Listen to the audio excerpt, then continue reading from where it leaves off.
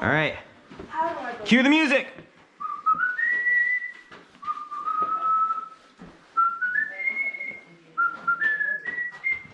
In today's video, I not only reenacted a classic Indiana Jones scene, I was able to see some awesome cave life.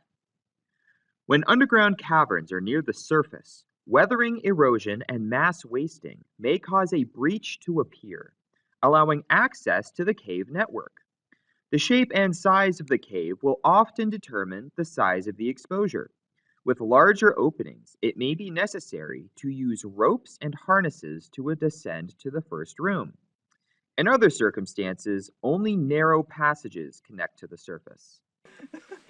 There you go. Wait, where's your helmet at? On my headset? Yeah, it will. Let's go. I got it! Here, here's your. I'm claustrophobic too, so. Here we go, Trinity. I had that same Alright, who's problem. next? Wait. I will try to go in next. No, probably let Emerson go next. Nobody. Emerson, go. All right, Emerson. Yeah, y'all take a picture. My camera's in the. 1 second, let me take a Trinity, picture. take a look. Trinity. You're on camera. I made it through the whole, you losers. Shut up. Shut up. The temperature inside caves are often constant and warm.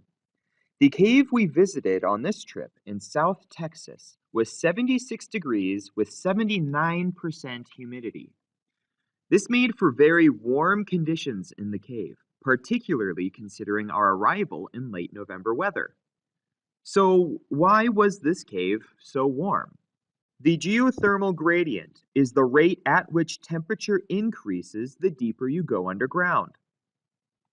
As heat rises from the Earth's core, it dissipates into the cooler rock at the surface. This cave is also thermally insulated from the weather conditions which exist on the surface. The year-round temperature and protection from inclement weather make an ideal habitat for certain types of life. Various types of fungus live off the guano of bats and decay of dead animals. Small creatures called springtails devour the fungus. The springtails are eaten by a type of camel cricket known as cave crickets, or Certhophilus secretus. What's that? You got a lot there? No, it jumped on my shoulder and then it ran. Just pick it up, you know. What if I just leave him? The cave crickets are preyed upon in turn by the Texas cave scorpion, Pseudoroctonus rodelli. These animals are occasionally the prey of larger animals that make their way in. This skeleton of a possum is so far down the cave that the animal most likely got lost while hunting for insects. Bats and owls were also seen during the trip into this cave. The insects which call this network of caves home are so far removed from the surface that in absence of light, they have adapted to be blind. Here in this cave is a small example of the circle of life. The flesh of the possum has already deteriorated into soil, with fungus living off of the remains. Each cave offers its own unique sets of challenging passages and obstacles.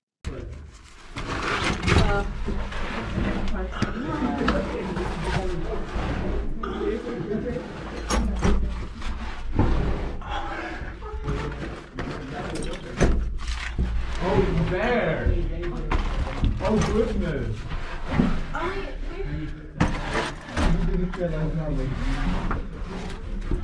I don't like this part.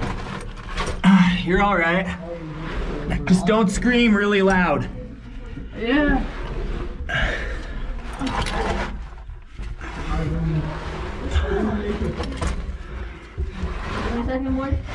All right, this is the drop off.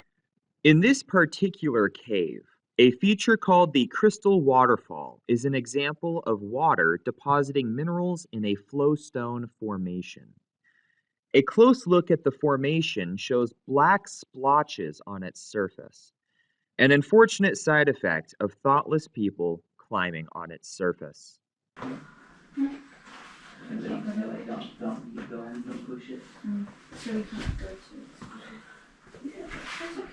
This is the way we were trying to go anyway, but but it definitely does go somewhere. I mean, I don't know.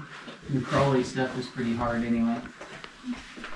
At various depths in the cave, curious formations can be found poking out of the walls, floors, and ceiling. These are made out of silicon dioxide in microcrystals. In other words, chert. These chert nodules are most likely the result of siliceous sponges, which grew in the ocean, perhaps because temperatures changed, favoring silica body structures versus calcitic body structures during that time. Thank you for watching, and if you feel so inclined, subscribe to the channel to see what other fun and informative content I post. See you next time.